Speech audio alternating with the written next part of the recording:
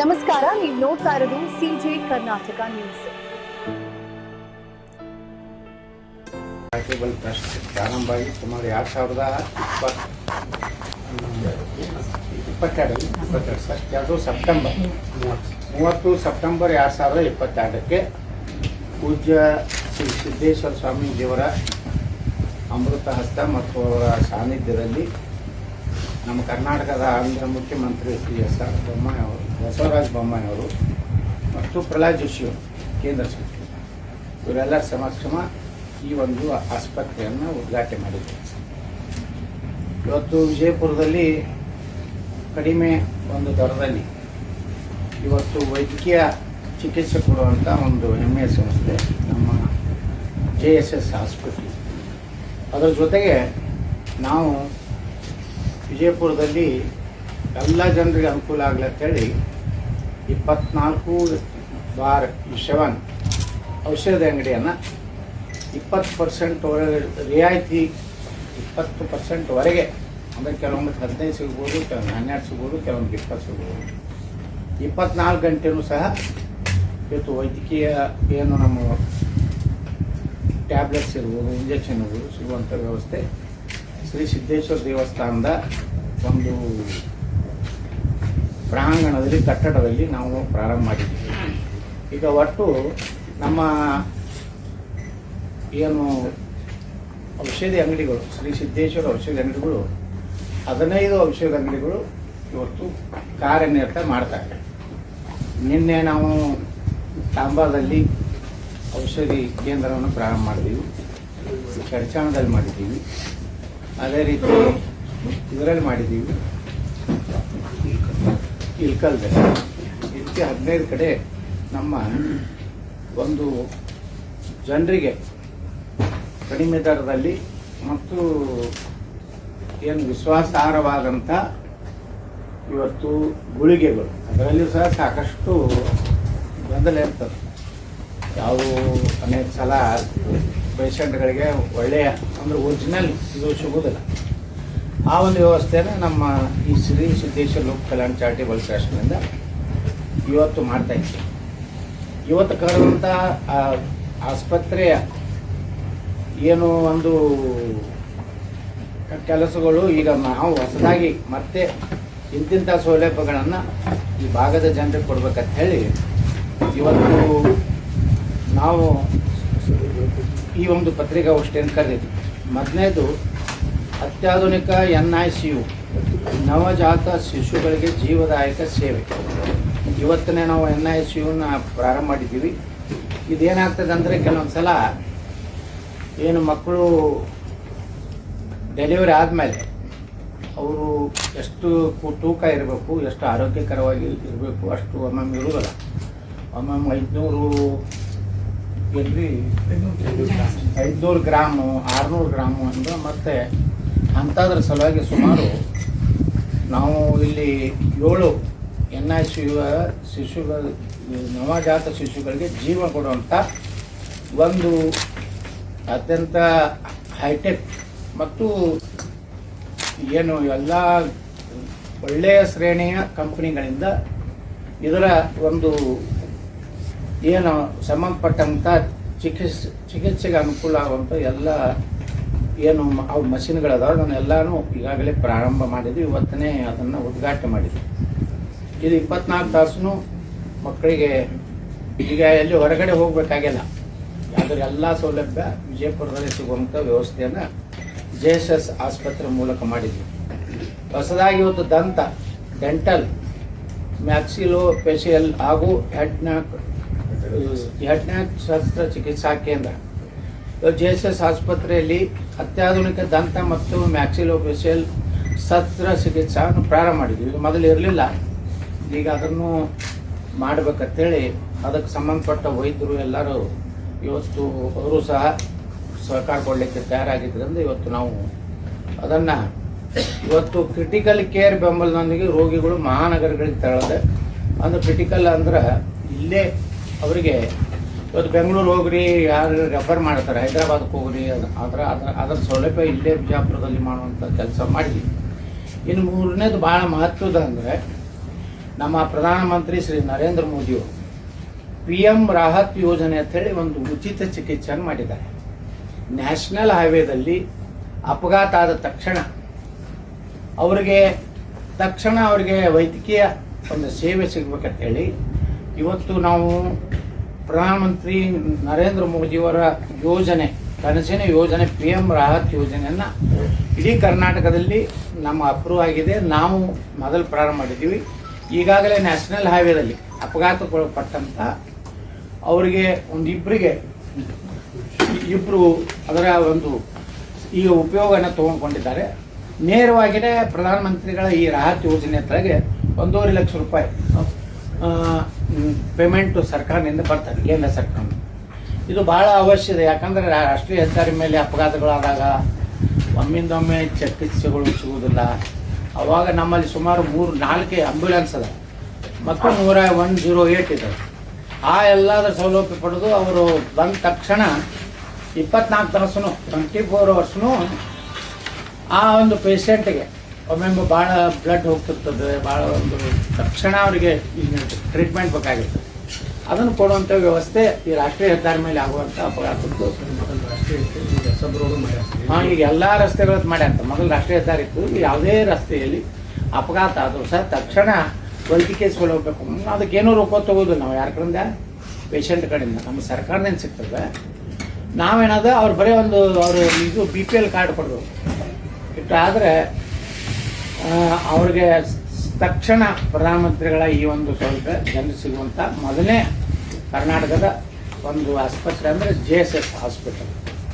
ಇನ್ನು ಇನ್ನೊಂದು ಯೋಜನೆಯನ್ನು ನಾವು ನಮ್ಮ ಸಿದ್ದೇಶ್ವರ ಲೋಕ ಕಲ್ಯಾಣ ಟ್ರಸ್ಟ್ ವತಿಯಿಂದ ನಾವು ಇಲ್ಲಿ ಒಂದು ಸೌಲಭ್ಯವನ್ನು ಫ್ರೀಯಾಗಿ 100% ಫ್ರೀ ಲಕ್ಷ್ಮೀ ಪುತ್ರಿ ಸುರಕ್ಷಾ ಯೋಜನೆ ಅಂತ ಪ್ರಾರಂಭ ಮಾಡಿದ್ವಿ.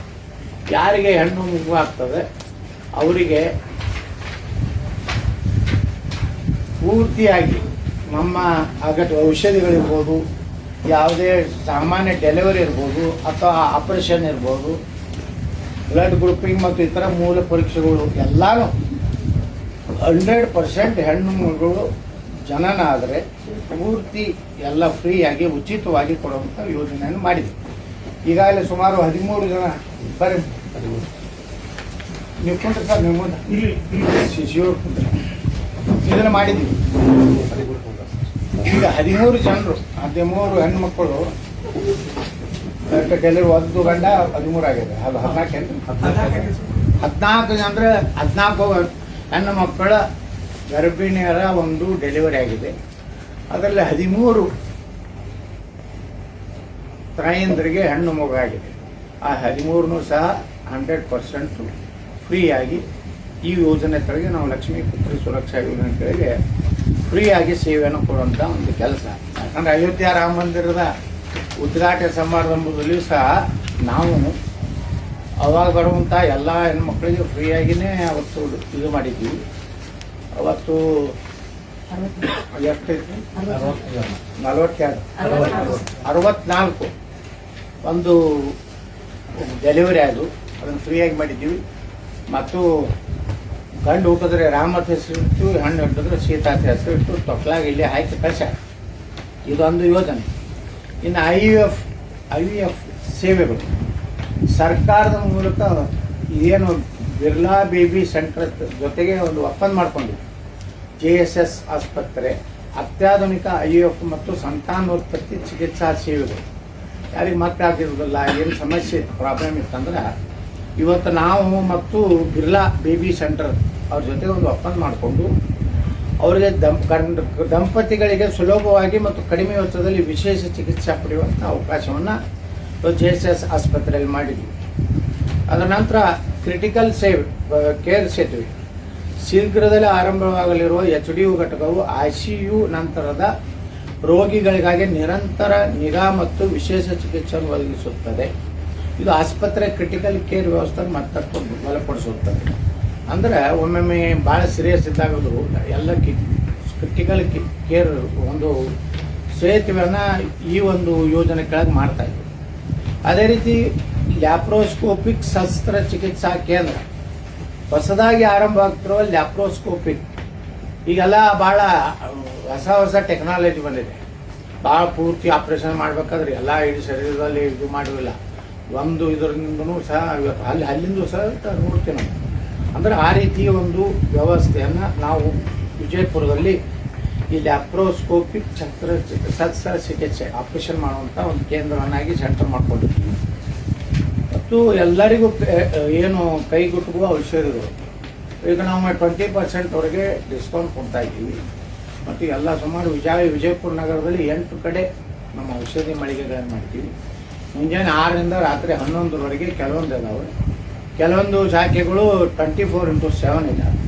ಮತ್ತು ಯಾವುದೇ ಶಾಖೆಗೆ ಹೋದಾಗ ಇಂಥ ಔಷಧಿ ಅವಶ್ಯ ಇದೆ. ಇವತ್ತು ಒಂದು ಎಕ್ಸಾಂಪಲ್ ಅಂದರೆ ಇಂಡಿಗೆ ಯಾವುದೋ ಡಾಕ್ಟ್ರಿಗೆ ಇಂಥ ಒಂದು ಅರ್ಜೆಂಟ್ ಇಂಜೆಕ್ಷನ್ ಬೇಕಾಗಿದೆ, ಅದು ತಕ್ಷಣ 1 ತಾಸಿನಲ್ಲಿ ನಮ್ಮ ಸಿದ್ದೇಶ್ವರ ಮೆಡಿಕಲ್ಸ್ನಿಂದ ಅಲ್ಲಿ ಪೂರೈಸೋದು. ಒಂದು ಉದಾಹರಣೆ ಹೇಳ್ಬೇಕಂದ್ರೆ ಒಮ್ಮೊಮ್ಮೆ ಏನಾಗ್ತದೆ, ಆ ಇಂಜೆಕ್ಷನ್ ಇಲ್ಲ ಅಥವಾ ಇದು ಇಲ್ಲ ಅಂದ್ಕೊಳ್ಳೆ ಅದನ್ನು 4 ಪಟ್ಟು ಬೆಲೆ ಮಾಡಿಟ್ಟಿರ್ತಾರೆ.